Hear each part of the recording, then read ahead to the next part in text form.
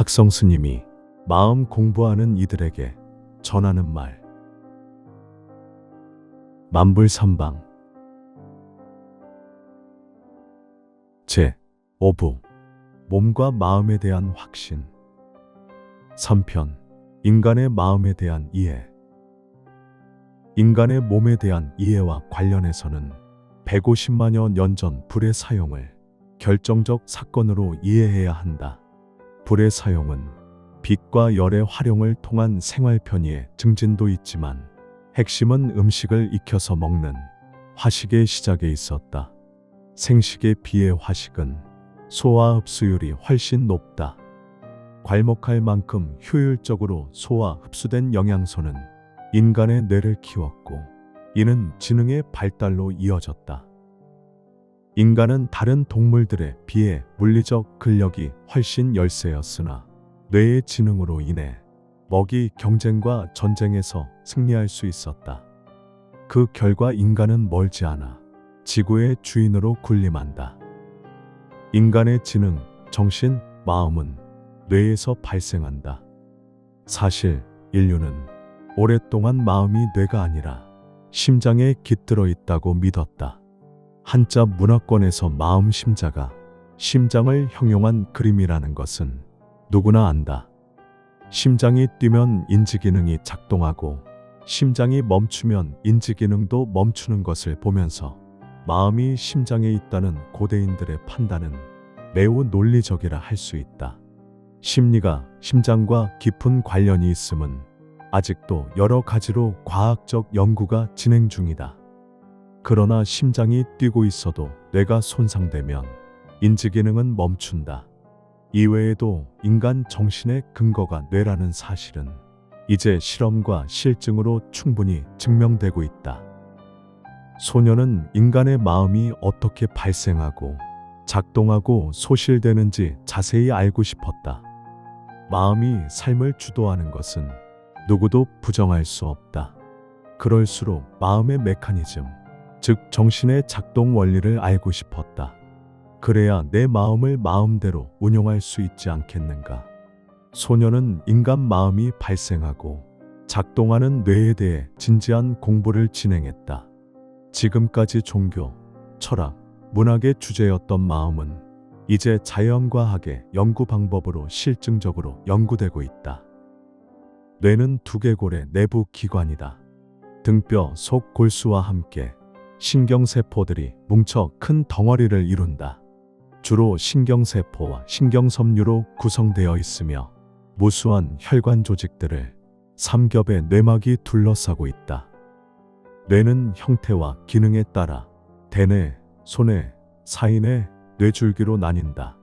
이들 뇌는 아래로 척수와 연결되어 각자 호흡, 맥박, 혈압, 운동, 감각, 언어, 기억 및 고의 사고 기능을 수행하며 각성, 항상성의 유지, 신체 대사의 조절 등 생명 유지에 필요한 모든 기능을 한다.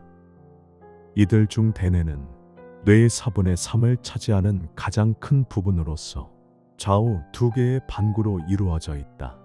대뇌는 사고, 언어, 감정, 기억 등 고등한 정신 활동을 담당한다. 특히 인간의 뇌는 다른 어떤 동물보다도 크고 표면에 주름이 많다. 한마디로 말하면 마음이라고 하는 인간의 정신적 기능은 대부분 대뇌에서 일어난다. 인간이 생각하고 말하고 창의적으로 활동하는 모든 정신작용, 즉 우리가 말하는 마음은 대뇌를 기반으로 일어나는 현상이다. 뇌는 최소 26억에서 1000억 개 이상의 무수한 신경세포인 뉴런으로 구성된다. 인간의 뉴런은 태내에서 약 1000억 개 정도 생성되고 출생 후에는 더 이상 생기지 않는다. 우리 몸의 내외부 감각기관이 자극을 받으면 온몸의 뉴런이 이 자극을 뇌와 척수 등 중추신경계에 전달하고 여기서 처리된 정보는 다시 각 기관으로 전달되어 명령을 수행한다. 뉴런과 뉴런은 아주 미세하게 떨어져 있는데 이 지점을 시냅스라고 한다. 양측 뉴런 사이에 생긴 전위 차이와 감각 정보에 의해 생체 전기 신호가 발생하고 이 전기 신호에 따라 생성된 나트륨, 칼륨, 염소, 아드레날린, 세로토닌, 아세틸콜린 등 수십 종의 화학 물질이 시냅스로 방출된다. 조금 더 자세히 말하자면 여러 신경 전달 화학 물질들이 그림 뉴런의 확대 그림처럼 뉴런의 세포체에서 방출되어 축색을 거쳐 다음 뉴런의 수상돌기로 흡수되면서 정보가 전달되는 것이다. 즉, 신경세포인 온몸의 뉴런을 통해 정보가 양방으로 전달되며 그 중심에 뇌가 있다. 즉, 소녀는 인간의 마음이란 뇌를 중심으로 한 정보 처리 과정과 현상으로 이해했다.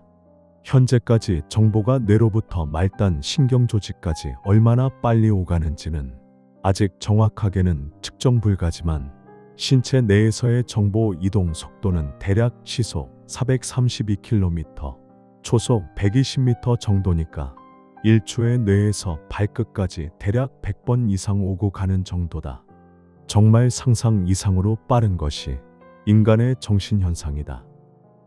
그러니까 소년의 생각에 인간의 마음이란 신체와 별개로 따로 존재하는 것이 아니라 신체의 현상, 즉 뇌 중심 신경세포의 상호작용에 의한 정신현상이라는 생각이 들었다. 이러한 통찰은 불교라고 하는 제한된 범위의 정보만을 수용해오던 그로서는 대단히 획기적이고 자주적인 판단이다. 석가모니 붓다 자신은 당시의 인도 전통과 달리 영혼을 신체와 분립된 별개의 무엇으로 설정하지 않았다. 그러나 그의 친설에 가장 가까운 니까야 불교에서 멀어진 인도나 동북아시아에서는 지도층을 포함한 상당수의 불자들이 인간의 마음을 신체와 분립된 별개의 존재로 여기는 경향이 매우 강했다.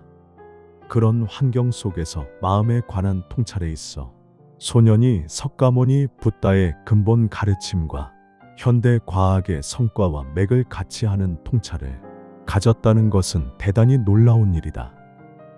기억, 감정, 인지, 판단, 추론 등 인간의 마음 기능은 매우 다양하다. 그 중에서 기억은 인간의 마음 기능 중 가장 중요한 부분이라고 할 수 있다. 인간은 십중팔구 이 기억을 가지고 자기라는 인식을 형성한다. 그러나 기억 역시 몸과 상관없이 독립적으로 존재하는 무엇이 아니라 뇌에서 일어나는 신경세포들의 작용에 의한 한 현상일 뿐이다. 기억은 생성되고 소멸하는 일시적 현상이다. 특히 몸과 뇌가 사라지면 기억은 함께 사라질 수밖에 없다. 감각기관과 뇌신경 작용의 결과 외에 아트만이니 영혼이니 하는 것은 없다는 것이 석가모니 붓다와 현대과학의 입장이고 소년은 바로 이 두 입장의 공통점을 따랐다. 기억은 정보를 간직하고 다시 생각해낼 수 있는 능력으로 단기 기억과 장기 기억이 있다. 기억은 대뇌피질에 저장된다. 예를 들어 그림 정보는 시각 피질에 저장이 되고 음악 정보는 청각 피질에 저장된다. 습득된 정보는 장단기 두 단계를 거쳐 저장된다.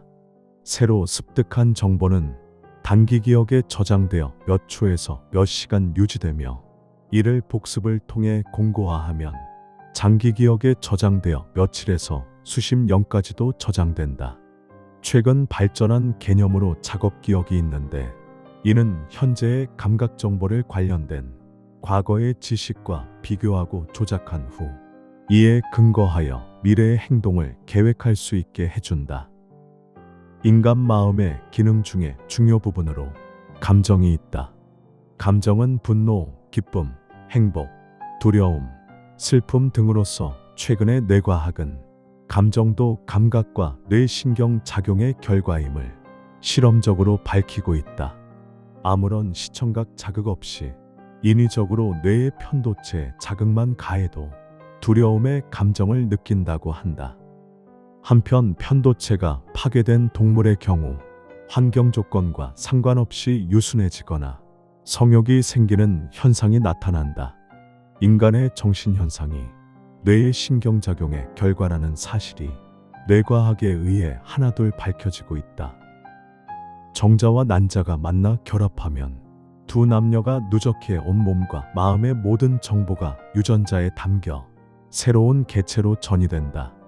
이 유형무형의 모든 정보가 새로운 개체의 활동 바탕이고 환경이다.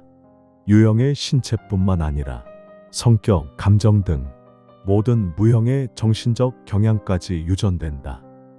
전문가들에 따르면 인간 심신의 50% 정도는 정자와 난자의 DNA에 담겨 유전되고 그 나머지는 후천적 환경과 체험으로 형성된다. 불설 3세인 과경의 가르침은 현대의 유전자학이나 뇌과학과 같은 맥락에 있다. 과거의 행위는 새로운 개체에 그대로 전달된다.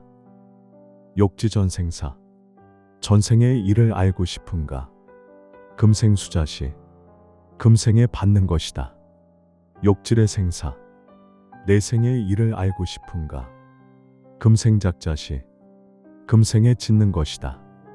유전자 정보를 담고 있는 DNA는 단백질이다. 무형의 행위들, 정신작용, 마음의 정보들이 물질에 담겨 전이되는 것이다.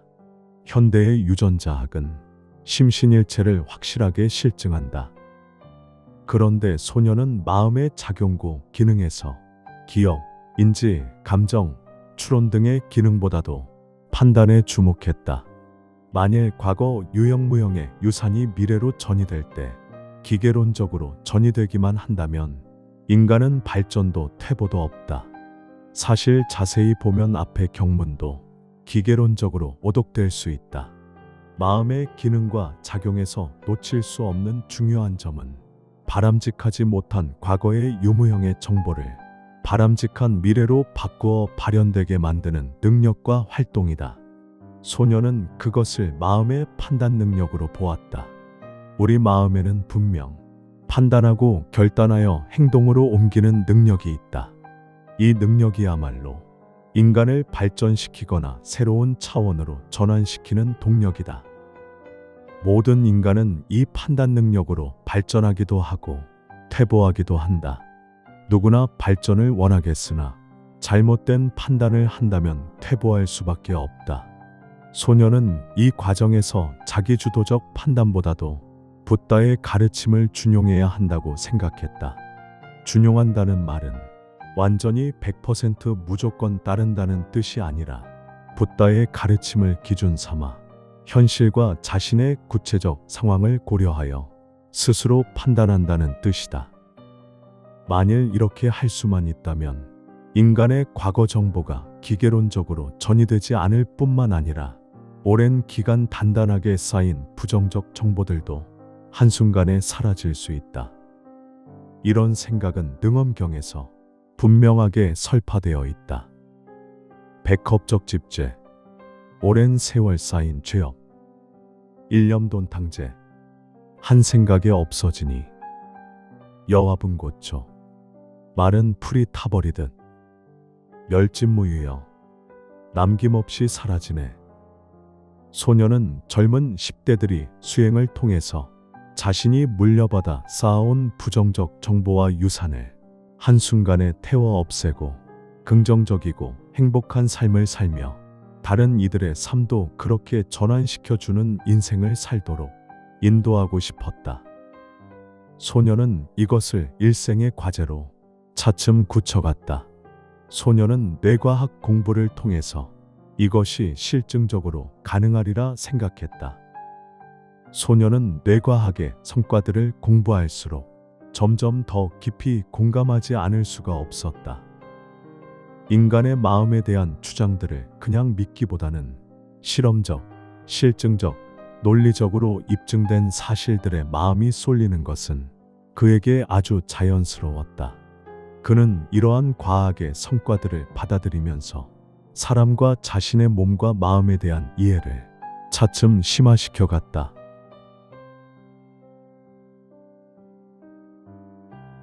(2025년) 여름 만불 삼방에서 학성